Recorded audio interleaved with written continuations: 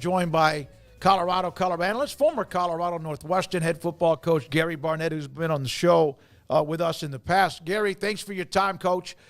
This is a Colorado team that seems like they have, since some early season questions and getting beat up once or twice, they really seem like they've found their rhythm. Why? Well, I think two things. One is defense has been playing really well. They playing lights out in the second half, especially. We went through 4 games and no one scored on us in the third quarter. I think we're averaging like 6.5 points in the second half. So that's one thing, is that we come out at halftime and we've made the kind of adjustments that you would hope a defense would be able to make. And then we've played to those adjustments. And then secondly is we protected our quarterback a little bit better. We found a little bit of a running game. Now, we're not Army or Navy, but we can at least get close to 100 yards. And, that's a big change for us. And, we've got a couple guys back healthy. And, really since the loss, the tough loss to Kansas State, which we did not deserve to win, but almost did win. We've played pretty well. So it's a combination. I think offensive line growing together. None of these guys have ever played together before the first snap of this season. So that's helping a lot. But I think mostly is our defense. The defense was it not just a scheme thing? Did that Nebraska game maybe change or inject into them what their attitude had to be? Well, we came out and we weren't ready to play that game. We weren't ready for that crowd, and they got overwhelmed. And then we made 2 really crucial mistakes in the game that were a little bit weird. One, we threw an out route from our own 2-yard line and got picked off and walked into the end zone. And then secondly, we intercepted a ball, fumbled it into the hands of a receiver, and he went ahead and scored on it. So we gave 14 points just like that.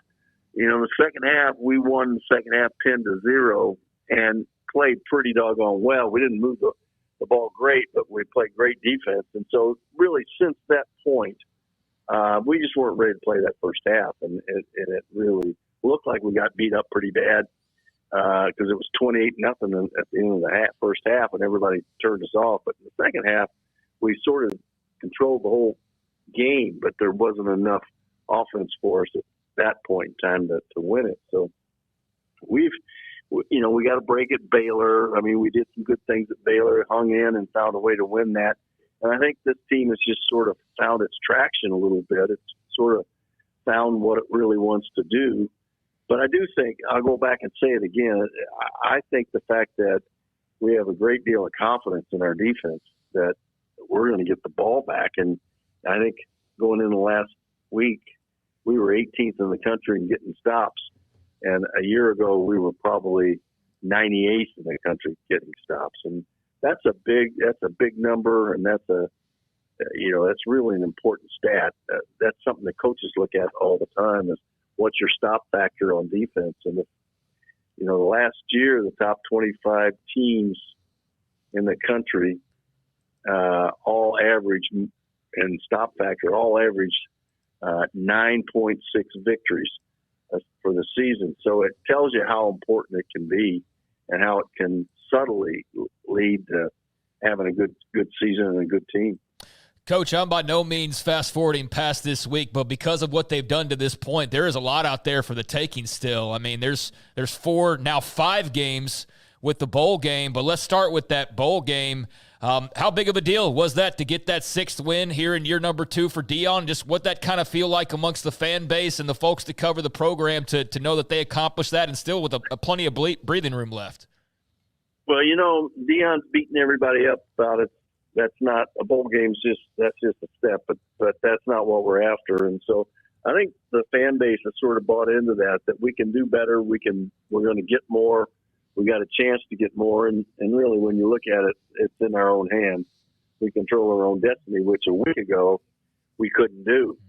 And a week ago we needed a whole bunch of things to happen. Well, most of those things have happened, and now it's there for them. But you got to go play the game, and playing in Lubbock, as you know, is a difficult thing to do. I doubt if any of these kids have ever played in Lubbock. So it's that's a big test, and I think the fan base is bought into one game at a time and see what happens. But I think there's a relief that we got to a bowl game, and because it's been since 2016, and then before that it was 2005 that we were in bowl games. So we haven't exactly been tearing up that bowl schedule. Yeah, and you're right to also point out, the Big 12 odds as well have greatly increased as a result as well. So, yeah, plenty to play out there for. But you also brought up playing in Lubbock. You did that in 1999. Texas Tech won 31-10 in that game. And then I believe a second time, 2003, right? Texas Tech against Mike Leach, 26-21. What's it like playing in Lubbock, Texas, and how difficult can it be? Well, I put it this way: I'd rather play them in Boulder. But, you didn't talk about our schedule in Boulder, but I think we beat them every time we had them in Boulder. You did. And that game in 2003, I think we had 6 interceptions in that game. We had a great game plan, but we wasn't enough. So it's tough. It really is. It's all football, and it's not a place that everybody goes very often, and so they're not real comfortable there. And and the funny thing is, it's the closest Big 12 opponent for us, and you would think Kansas or Kansas State would be, but it's actually Lubbock, Texas, and Salt Lake City maybe a hair closer, but those are the two closest. So no, it's a tough environment, and it's just like a road game should be. And these guys, they played at Nebraska. Let me tell you what, there isn't going to be a much harder place to play than Nebraska was this year. Of course, we didn't do very well, but we learned something from it. And I think that they'll be able to take that knowledge that they learned there and that experience and hopefully apply it to Lubbock. So before we move on, I do want to mention in 2002, they did beat Mike Leach and the Red Raiders 37-13 in Boulder. So there you go, Coach. Those are the 3 meetings during your stretch there. Yeah, I know. Somebody just sent me that video, by the way, so that's how I knew. They have a running back in Tech, at Tech, and Taj Brooks, who looks like he's like, I don't know, trying to tackle an armadillo or a wolverine, one of the two. Your thoughts? You love to run the football, man. You guys could pound the rock. Your thoughts about what you see in Taj Brooks? He's a beast, and I just watched him last week as they played Iowa State, and really, he's just a game changer, and nobody has anybody like him really. I mean, the kid at Kansas State's pretty close, but he's a different kind of runner. But Brooks is just a beast, and so it's we've been pretty good against the run, and we've been very good on defense. So it's going to be a great challenge for CU to figure out how to do this. We're pretty much a man cover team, and we've got a few exotic blitzes, but we got to hold up in the run game against him. And you look at the numbers that the receiver has and your quarterback. I mean, they're the same numbers that our two guys have, with Shadur and Travis. They're almost the same numbers. I think the kid at Tech's got 60 catches or something. So, it's going to be a lot like two of the same teams playing each other, I think. Let me ask you this, if you don't mind, as far as Colorado and what Deion has done. Last year, there was so much explosion because of the early win against TCU. Then they beat Nebraska. And, I mean, every game, and they still have games that are nationally on national television. They're on all the time, and now they have this game in Lubbock, and there's a reason. Tech has earned it, but so with Colorado being there. What do you think? What have you seen from Deion as a head coach from this year compared to maybe his first year at Colorado? I think I just see him more involved, more,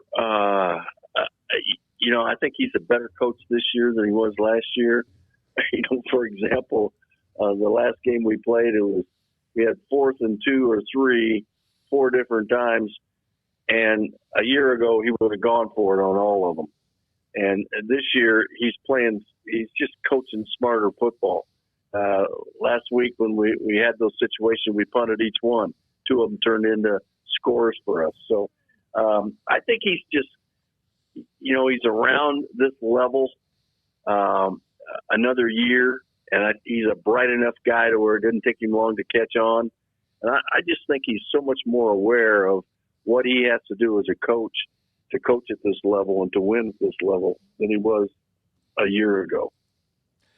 Thank you, Coach. Appreciate your time, man. Always appreciate your insight and what you bring to the table. It's great to have you on. Thank you. Thanks, guys. Great being with you. Thank you. That's Gary Barnett, former Colorado, and then also Northwestern with what he did there, football coach and a part of the Colorado radio broadcast team.